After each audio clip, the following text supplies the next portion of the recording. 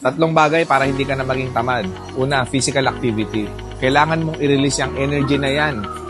Kailangan mong igalaw ang katawan mo. Kailangan mong maging physically active para ma-activate mo yung bloodstream sa katawan mo. Kasi minsan kaya tayo tinatamad, hindi na tayo pinapawisan, masyado tayo laging nakaupo, masyadong sedentary ang ating lifestyle, kaya hindi ka na ginaganahan sa buhay.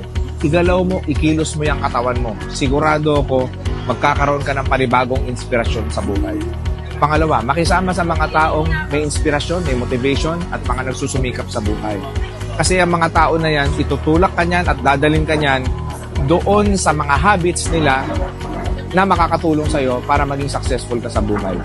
Pangatlo, have inspiration. Magbasa ka ng libro, mag-aral ka ng mga panibagong bagay, make your life interesting and adventurous para hindi ka na tinatamad. Kasi hindi ako naniniwala na may tamad. Tinatamad lang tayo dahil nawawala na tayo ng gana sa buhay. So mag-aral ka, tumuklas ka na maraming bagay. Kasi at the end of the day, yung mga bagay na yan na makakatulong sa'yo para mas lalo ka pang umangat sa buhay.